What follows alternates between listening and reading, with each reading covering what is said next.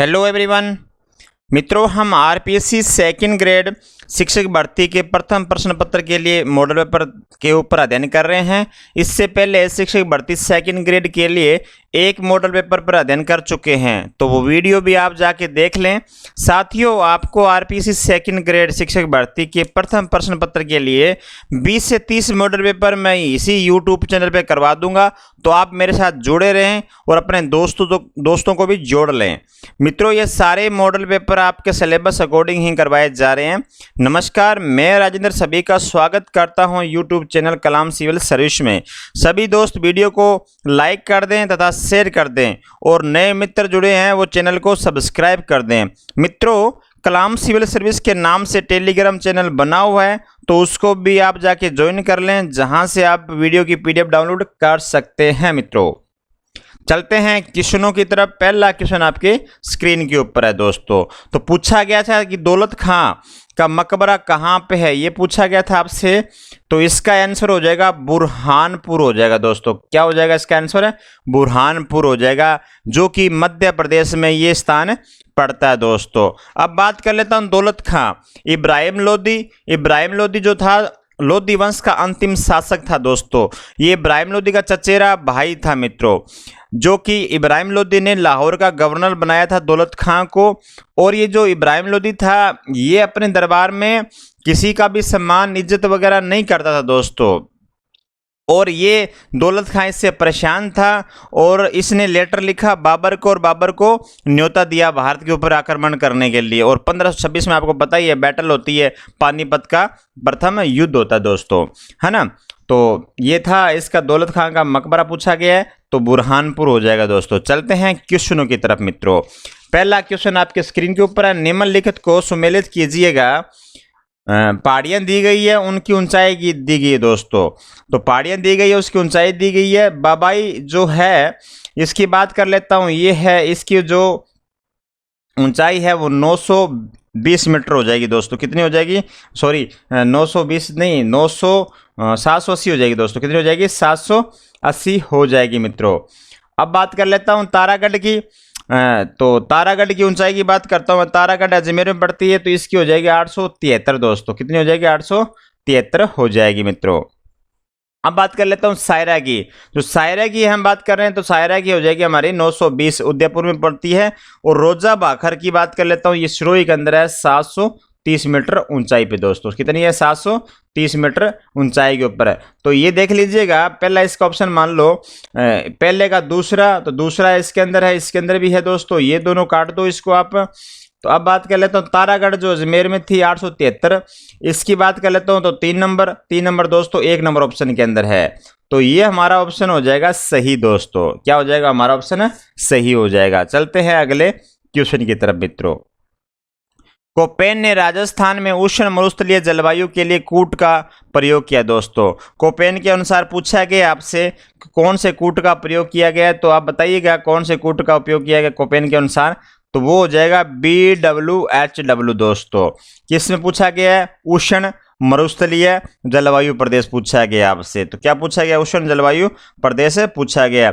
जो कि ये BWHW जो है ना, यहाँ पे क्या रहती है? वर्षा कमी रहती है, वाष्पीकरण की अधिकता रहती है, वनस्पति का क्या पाया जाता है? अभाव पाया जाता है। और क्षेत्र की बात कर लूँ तो मैं गंगानगर आ जाएगा, हनुमानगढ़, बीकानेर, जैसलमेर जिले, जोधपुर का जिले का थोड़ा सा क्या है उत्तरी जो पश्चिमी भाग है वो भी इसमें शामिल कर लेंगे। किस में शामिल कर लेंगे?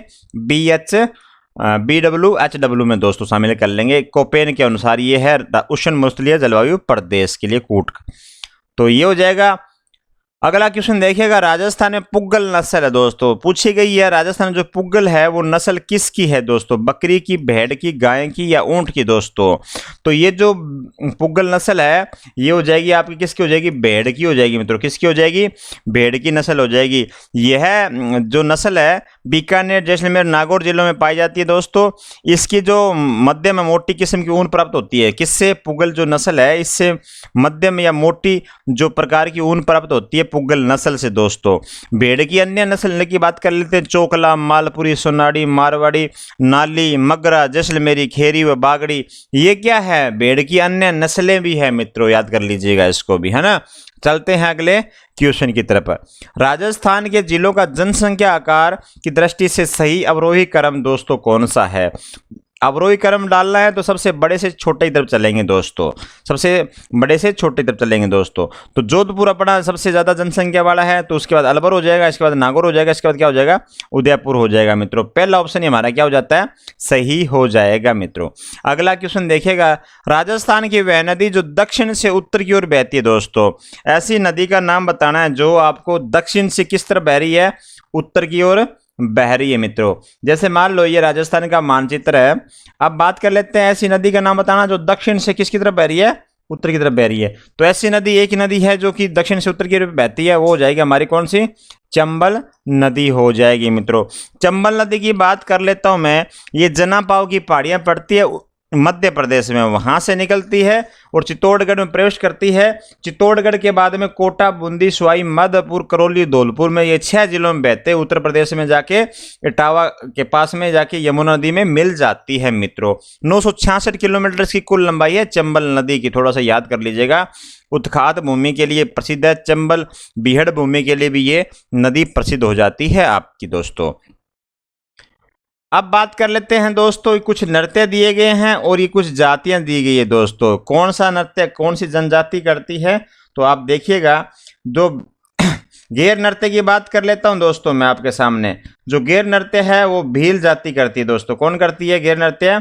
भील जाति करती है मित्रों। ये इसका सामने हो जाएगा। एक नंबर ऑप्शन किस में है? ये दोनों तो गलत हो जाएंगे हमारे दोस्तों। अब बचा ए और सी बचा हमारे पास में। अब बात कर लेता हूं कच्ची घोड़ी नृत्य। ये जो होती है ना, शेखावटी के बाबरिया के द्वारा की जाती है दोस्तों। कच्ची घोड़ी नृत्य किसके किया जाता है? शेखावटी के बाबरिया क्षेत्र में। तो ये हो जाएगा पहला ऑप्शन हमारा सही हो जाएगा मित्रों। पहला ऑप्शन हमारा सही हो जाएगा दोस्तों। शंकरीय नृत्य कालबेलिया नृत्य के द्वारा किया जाता है, अग्नि नृत्य जसनाथी के द्वारा किया जाता है मित्रों। तो पहला ऑप्शन हमारा सही हो जाएगा मित्रों। आगे चलते हैं। राजस्थान में निम्नलिखित में से किस प्रकार के वन 75 से 110 सेंटीमीटर औसत वार्षिक वर्षा वाले क्षेत्रों में पाए जाते हैं दोस्तों? पूछा गया आपसे कि राजस्थान में किस प्रकार के जो वन है 75 से 100 सेंटीमीटर औसत वर्षा वाले क्षेत्र में पाए जाते हैं मित्रों। तो वो कौन से वन हो जाएंगे? वो हो जाएंगे शुष्क सागवान वन हो जाएंगे। कौन से हो जाएंगे? शुष्क सागवान वन हो जाएंगे मित्रों। इन वनों का विस्तार की बात कर लूं तो कर लेता हूं। जो शुष्क सागवान वन है ना, ये कहाँ का राजस्थान में पाए जाते हैं दोस्तों? ये डूंगरपुर जो बांसवाड़ा वाला जो क्षेत्र है ना हमारा, जैसे ये राजस्थान क्या करती है मित्रों, तो ये डूंगरपुर वाला जो यहाँ पे जो क्षेत्र पड़ता है ना हमारा, डूंगरपुर, बांसवाड़ा, चित्तौड़गढ़, राजसमंद हो जाएगा हमारा, उदयपुर, कोटा, ये 12, इन जिलों में कौन सा पाया जाता है? शुष्क सागवान वन पाए जाते हैं मित्रों। याद कर लीजिएगा, इंपॉर्टेंट क्वेश्चन बन जाता है आपके एग्जाम के लिहाज से दोस्तों।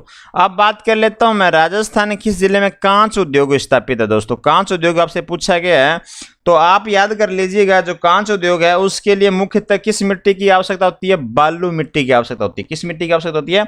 बालू मिट्टी की, जो कि जयपुर, बीकानेर, बूंदी तथा धौलपुर आदि में उत्तम श्रेणी के बालू पत्थर पाए जाते हैं। तो बालू मिट्टी वहां से प्राप्त होगी। तो दोस्तों इसका आंसर हो जाएगा हमारा, क्या हो जाएगा? धौलपुर। कांच उद्योग के लिए राजस्थान में प्रसिद्ध है धौलपुर मित्रों। याद कर लीजिएगा, इंपॉर्टेंट क्वेश्चन है ये भी।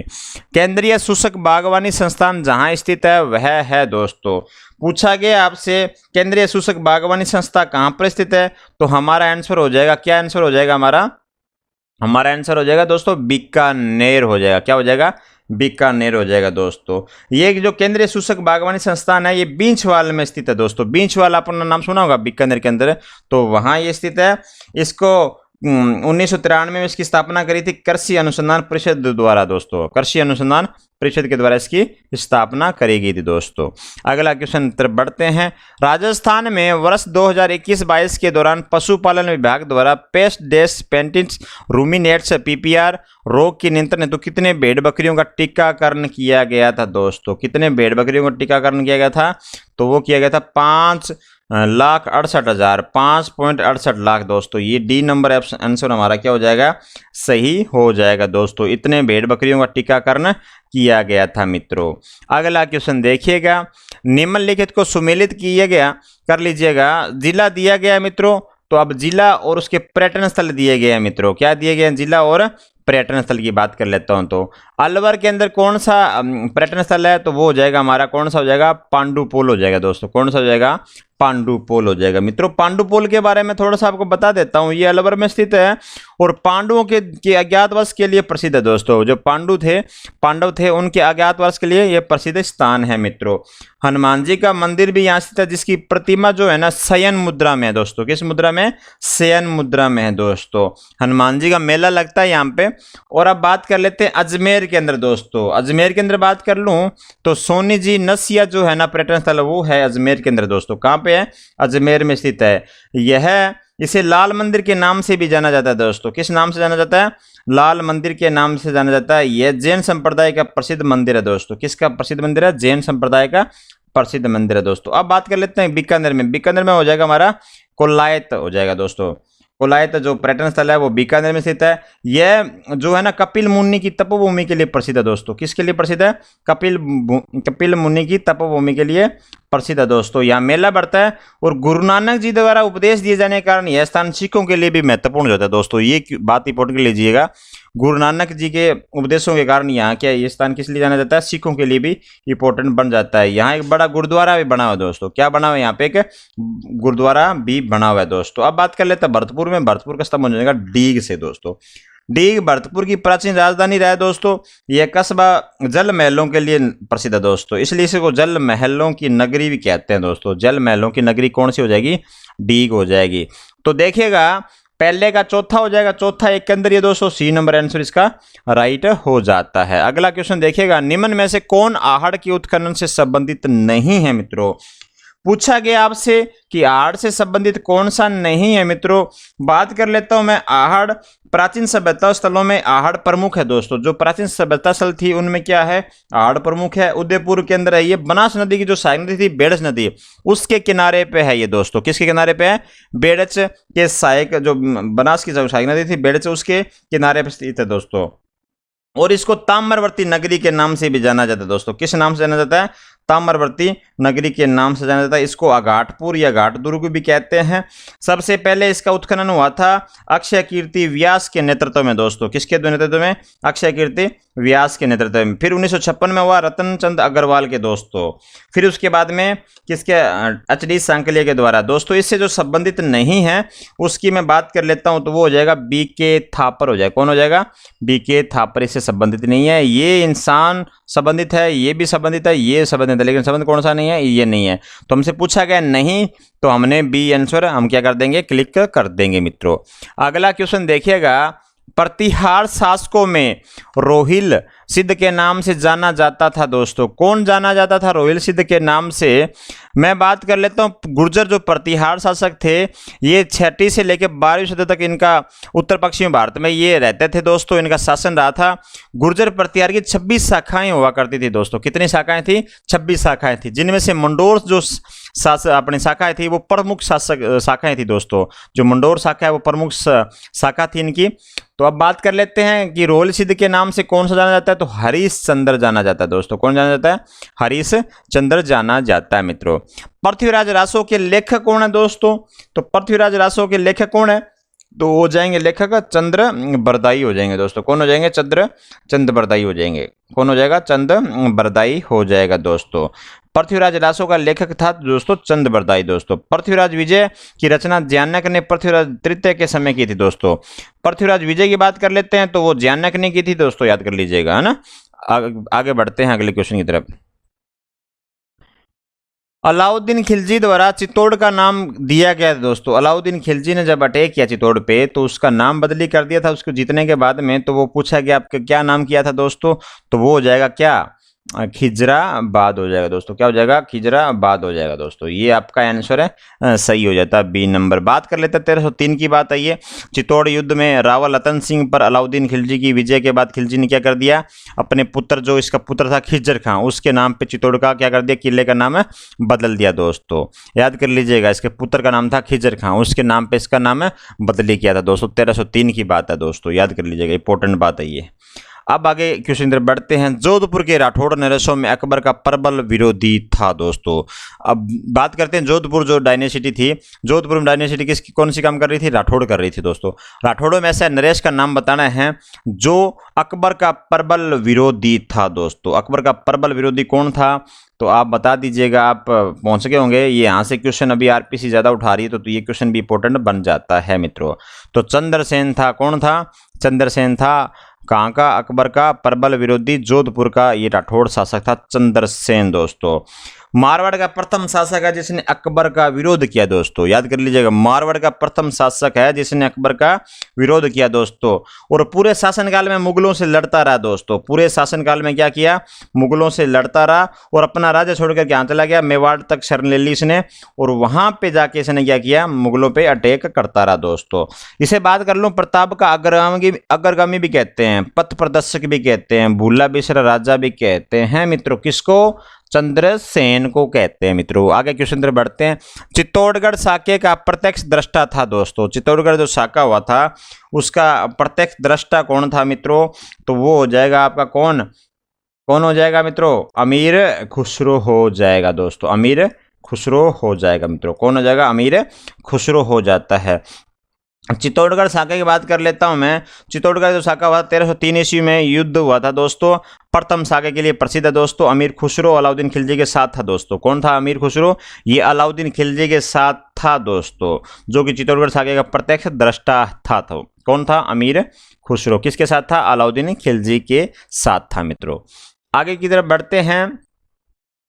मारवाड़ का प्रताप का अग्रगामी किस राजा को कहा जाता है दोस्तों? मारवाड़ का नरेश था दोस्तों, अभी हमने बात ही करी थी, जिसे क्या कहते हैं? मारवाड़ का प्रताप का अग्रगामी, भूला बिसरा राजा, ये सारे इसके उपनाम थे दोस्तों। अब बात कर लूं चंद्रसेन की, तो चंद्रसेन इसका राइट आंसर हो जाएगा। चंद्रसेन था दोस्तों 1562 से लेकर 1581 तक दोस्तों ये काम शासन करता है मारवाड़ के अंदर दोस्तों। इसकी ये क्या करता है? अपनी युद्ध रणनीति में दुर्ग के स्थान पर जंगल और पहाड़ी क्षेत्रों में जाके अधिक महत्व देता है दोस्तों। ये क्या करता है? मारवाड़ का जो क्षेत्र था दोस्तों ना, वो क्या था? खाली मैदान वगैरह था दोस्तों, मरुस्थल वगैरह था, तो वहां पे क्या है अटैक करना इतना संभव नहीं था दोस्तों। ये कहाँ चला गया? जंगलों में चला गया मेवाड़ के। वहां से क्या करता था? ये गुरिल्ला पद्धति के द्वारा ये मुगलों पे अटैक करता था दोस्तों। कौन? चंद्रसेन दोस्तों, याद कर लीजिएगा। छापामार युद्ध प्रणाली किसकी प्रसिद्ध है? चंद्रसेन की प्रसिद्ध दोस्तों। बढ़ते हैं आगे की तरफ। गोपीलाल यादव ठाकुर देशराज एवं रेवती शरण उपाध्याय राजस्थान किस प्रजामंडल से संबंध है इनका दोस्तों? तो इनका कौन से प्रजामंडल से संबंध हो जाएगा इन तीनों का? तो इनका हो जाएगा दोस्तों भरतपुर से हो जाएगा। कहां से हो जाएगा? भरतपुर से इनका संबंध हो जाएगा मित्रों। बढ़ते हैं आगे क्वेश्चन की तरफ। राजस्थान में लोकनायक के नाम से किसे जाना जाता है दोस्तों? लोकनायक के नाम से किसे जाना जाता है दोस्तों? तो लोकनायक कौन हो जाएगा? जय नारायण व्यास। कौन हो जाएगा? जय नारायण व्यास में दोस्तों। इनका जन्म जोधपुर में हुआ था, आपको पता हो तो 1899 ईस्वी में दोस्तों। ठीक है दोस्तों, बढ़ते हैं आगे क्वेश्चन की तरफ। मत्स्य संघ के प्रधानमंत्री थे दोस्तों। मत्स्य संघ के प्रधानमंत्री पूछा गया आपसे, तो मत्स्य संघ की बात कर लूं आपके सामने। एकीकरण के प्रथम चरण में मत्स्य संघ का नाम रखा गया था दोस्तों। तो 4 रियासतें इसमें विलय की गई थी दोस्तों। अलवर, भरतपुर, करौली और धौलपुर थी 4 रियासतें। किसके अंदर थी दोस्तों? मत्स्य संघ के अंदर दोस्तों। इसकी प्रधानमंत्री की बात करूं, शोभाराम कुमावत था दोस्तों। कौन था? शोभाराम कुमावत था इसका प्रधानमंत्री मित्रों। बढ़ते हैं आगे की तरफ। निम्न में से कौन सा युग्म असुमेलित है मित्रों? असुमेलित युग्म पूछा गया आपसे कि बेंगू आंदोलन दोस्तों रामनारायण चौधरी था। बिल्कुल था साहब, बिल्कुल रामनारायण चौधरी ही था, तो ये ऑप्शन हमारा सही है। बूंदी आंदोलन नैनूराम शर्मा था दोस्तों। बिजोली आंदोलन विजय सिंह पथिक था। बीकानेर जो आंदोलन था नरोत्तम लाल जोशी। ये गलत हो गया आपका। तो ये जो नरोत्तम लाल जोशी है ना मित्रों, ये बीकानेर से संबंध नहीं, इनका झुंझुनू से संबंधित दोस्तों। कहाँ से संबंधित? इनका झुंझुनू से संबंधित इनका। तो असुमेलित हमें छांटना था, तो असुमेलित हो जाएगा हमारा डी नंबर हो जाएगा मित्रों। बजटी आभूषण पहना जाता है। तो ये बजटी जो आभूषण है ये कहाँ पहना जाता है मित्रों? तो बजटी आभूषण कहाँ पहना जाएगा? आपका गले में पहना जाएगा मित्रों। कहाँ पहना जाएगा? गले में पहना जाता है। इसके अलावा गले में पहनने वाला क्या हालरो हो जाता है दोस्तों, हांसली हो जाती है, चंद्रमाला हो जाती है, चंपाकली हो जाएगी, कंठी हो जाएगी दोस्तों, मांदलिया हो जाएगा। बहुत सारे ऐसे हैं आभूषण जो गले में भी पहने जाते हैं। तो देख लीजिएगा एग्जाम से जाने से पहले दोस्तों। पटेलिया बिछियो लालर क्या है दोस्तों? ये पटेलिया बिछिया लालर है क्या दोस्तों? क्या लोक नृत्य है, लोकगीत है, या लोक नाट्य है, या वाद्य यंत्र है दोस्तों? तो ये पटेलिया बिछियो लालर दोस्तों ये क्या है? लोक गीत है मित्रों। क्या ये? लोक गीत हैं, याद कर लीजिएगा। अगला क्वेश्चन, किस लोक देवता को लक्ष्मण का अवतार माना जाता है दोस्तों? ऐसे लोक देवता का नाम बताना है आपको जो लक्ष्मण का क्या माना जाता है? लक्ष्मण का अवतार माना जाता है दोस्तों। पाबू जी दोस्तों, कौन है? पाबू जी किसके अवतार माने जाते हैं? लक्ष्मण जी के अवतार माने जाते हैं दोस्तों। राठौड़ राजस्व में जोधपुर जिले में फलोदी के निकट कोल्लूमंड गांव में इनका जन्म होता है दोस्तों। कोल्लूमंड के पास कोल्लूमंड में इनका जन्म होता है। और पाबू जी को लक्ष्मण जी का अवतार के साथ साथ गो रक्षक दोस्तों, प्लेग रक्षक, ऊंटों के देवता के रूप में भी पूजा जाता है दोस्तों। जो रायका या रेबारी जाति होती है वो ऊंट पालक होती जाती, वो क्या करती है? इसको आराध्य देव मानती है दोस्तों। घोड़ी का नाम केसर कालमी था। तो याद कर लीजिएगा सर पाबू जी से सारे तथ्य दोस्तों। आगे तरफ बढ़ते हैं। नारी संत दयाबाई, जो दयाबाई ये थी ये किसकी शिष्य थी दोस्तों? ये पूछा गया आपसे। तो वो किसकी शिष्य थी दयाबाई? ये हो जाएगी आपकी किसकी? संत चरण दास जी की हो जाएगी। कौन? दयाबाई शिष्य थी दोस्तों, संत चरण दास जी की शिष्य थी दोस्तों। बढ़ते हैं आगे क्वेश्चन की तरफ। निम्नलिखित में से कौन सी विशेषता जयपुर शैली की चित्रकला की नहीं है दोस्तों? जो जयपुर चित्रकला शैली है उसकी विशेषता नहीं पूछी गई है आपसे। तो कौन सी विशेषता नहीं है दोस्तों? वो हो जाएगी हमारी शैल चित्र हो जाएगी। कौन सी हो जाएगी? शैल चित्र हो जाएगी। बढ़ते हैं आगे क्वेश्चन की तरफ। पृथ्वीराज राठौड़ द्वारा रचित पुस्तक वेली कृष्ण रुक्मणी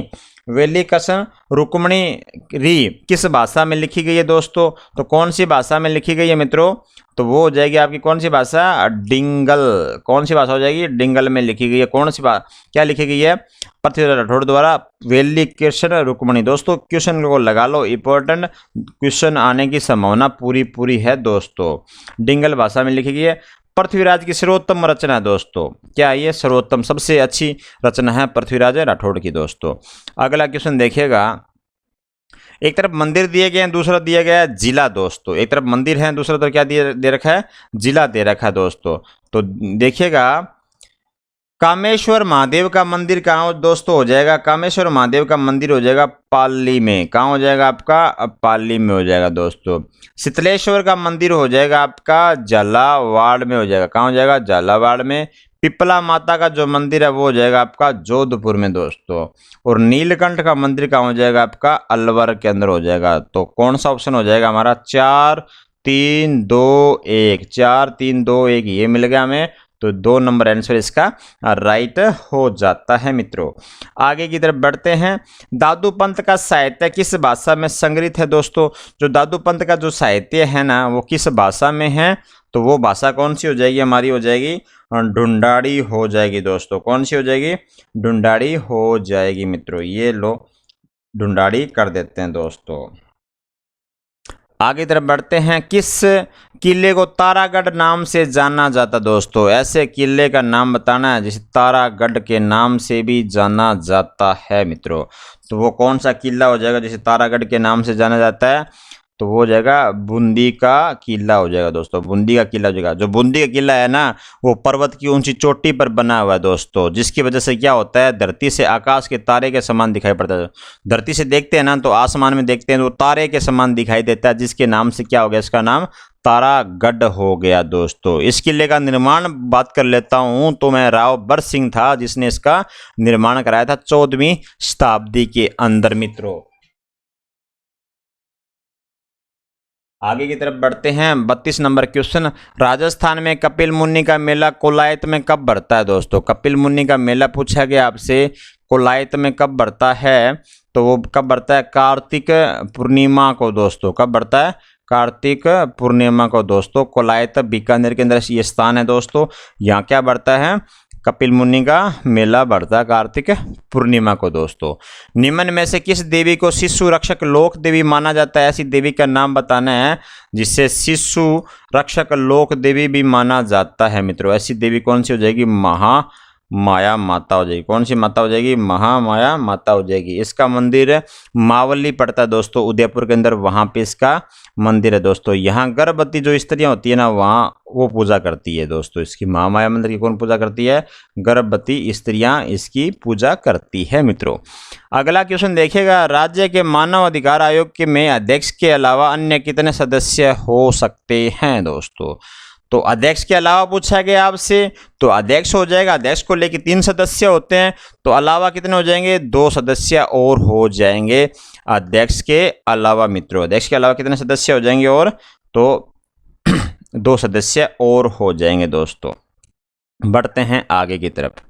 राज्य के प्रशासन व विधायक के प्रस्तावों से संबंधी मामलों में कौन मुख्यमंत्री से सूचना प्राप्त कर सकता है दोस्तों? मुख्यमंत्री से सूचना कौन प्राप्त कर सकता है? सीधी सी बात बताइएगा मुझे आप। मुख्यमंत्री सूचना प्राप्त कौन करेगा? राज्यपाल कर सकता है। इसको अधिकार दिए गए हैं, वो मुख्यमंत्री से सूचना प्राप्त कर सकता है दोस्तों। तो राज्यपाल क्या कर सकता है? राज्य विधानमंडल का अभिन्न अंग होता है दोस्तों। उसे विधानमंडल का अधिवेशन बुलाने, सत्रावसान करने और विधानसभा को विलित करने का अधिकार है। किसको अधिकार है? ये सारे अधिकार राज्यपाल का दोस्तों। तो सूचना किससे प्राप्त करेगा? मुख्यमंत्री से सूचना प्राप्त कर सकता है। कौन? राज्यपाल कर सकता है मित्रों। राजस्थान में पंचायती व्यवस्था लागू हुई थी दोस्तों। ये क्वेश्चन इंपॉर्टेंट है। पंचायती राज व्यवस्था से क्वेश्चन हर बार एग्जाम में आता है, तो आपको बता देता हूं मैं। सामुदायिक विकास कार्यक्रम की समीक्षा हेतु 1957 में गठित एक बलवंत राय मेहता कमेटी का नाम सुना होगा दोस्तों।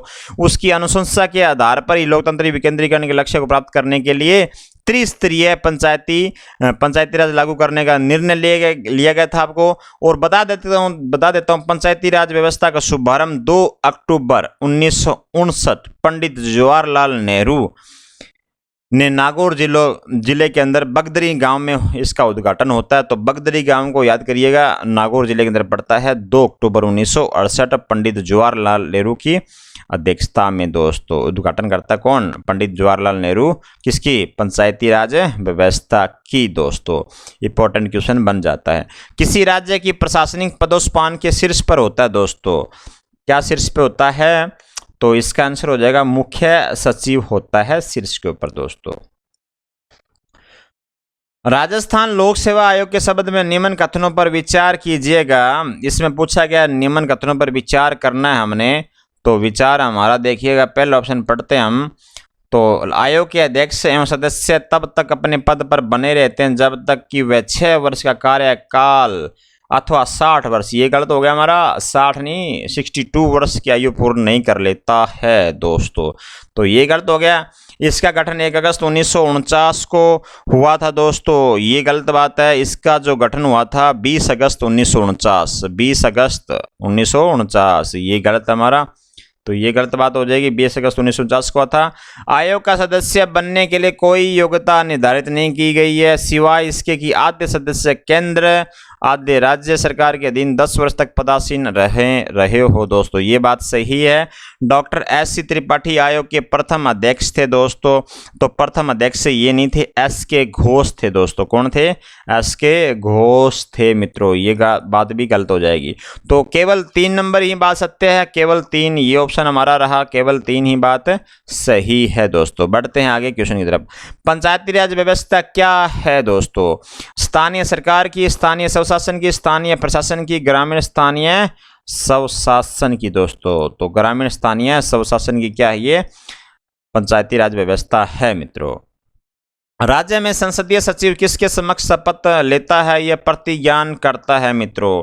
किसके समक्ष प्रतिज्ञान करता है दोस्तों? तो वो हो जाएगा आपका, कौन सा हो जाएगा? वो हो जाएगा मुख्यमंत्री के समक्ष प्रतिज्ञान करता है दोस्तों। कौन? संसदीय सचिव। राजस्थान वन रिपोर्ट 2021 के अनुसार वन क्षेत्र में सर्वाधिक वृद्धि व न्यूनतम सर्वाधिक कमी वाले जिलों का सही क्रम क्या है दोस्तों। सर्वाधिक वृद्धि पूछी गई आपसे और सर्वाधिक कमी पूछी गई है मित्रों। तो सर्वाधिक वृद्धि कौन सा हो जाएगा, अजमेर हो जाएगा। सर्वाधिक कमी कौन से हो जाएगा, जालोर हो जाएगा मित्रों। क्या हो जाएगा, कमी वाले कौन से हो जाएंगे, जालोर हो जाएंगे। तो ये क्वेश्चन भी इंपॉर्टेंट है मित्रों, देख लीजिएगा थोड़ा सा। राजस्थान में राजीव गांधी कृषक साथी सहायता योजना द्वारा निम्न में से किसे वित्तीय सहायता प्रदान की जा रही है दोस्तों। तो किसे प्रदान की जा रही है, कृषि एवं खेती हर जो मजदूर होते हैं ना, उनको ये प्राप्त की जा रही है दोस्तों। तो बी नंबर आंसर हमारा सही हो जाएगा मित्रों। राजस्थान में मुख्यमंत्री युवा संबल योजना कब प्रारंभ की थी दोस्तों। युवा संबल योजना बात कर लेते हैं। इसकी जो शुरुआत होती है कब होती है, 1 फरवरी 2019 को होती है मित्रों। कब होती है, 1 फरवरी 2019 को इसकी शुरुआत होती है। इसके तहत होता क्या है, जो शिक्षित बेरोजगार युवा होते हैं ना, उस नागरिक को लाभ प्रदान करना है दोस्तों। क्या करना है, जो शिक्षित बेरोजगार युवा, जो पढ़े लिखे जो बेरोजगार है ना, उनको लाभ देना है दोस्तों। लाभ राज्य के शिक्षित बेरोजगार युवा मात्र 2 वर्षों तक ले सकते हैं। कितने साल ले सकते हैं, 2 वर्षों तक इसका लाभ ले सकते हैं दोस्तों। और वो भी कौन व्यक्ति होगा, राजस्थान का मूल निवासी होना चाहिए दोस्तों।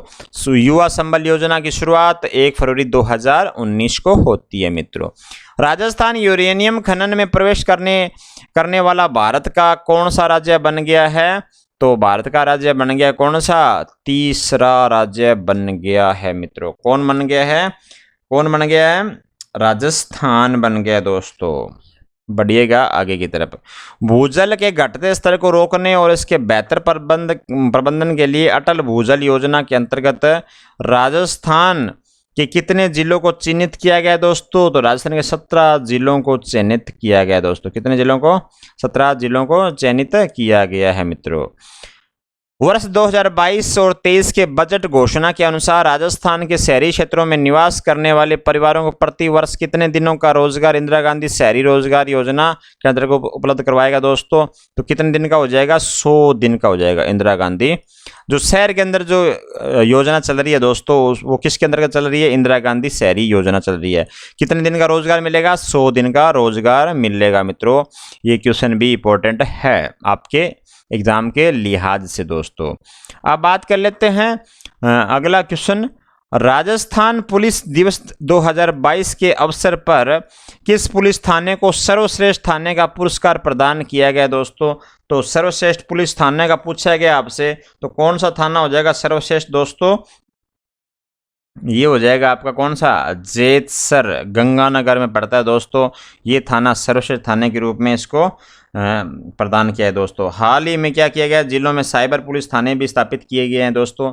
जो साइबर क्राइम होता है, मोबाइल वगैरह से जो पैसे निकाल लेंगे, वो भी अभी पुलिस थाने निर्माण किए जा रहे हैं मित्रों। ऑपरेशन अस्मिता किस जिला कलेक्टर की पहल थी दोस्तों। किस जिला कलेक्टर की पहल है अस्मिता, ऑपरेशन अस्मिता। तो ये हो जाएगी कौन से, बूंदी की हो जाएगी दोस्तों।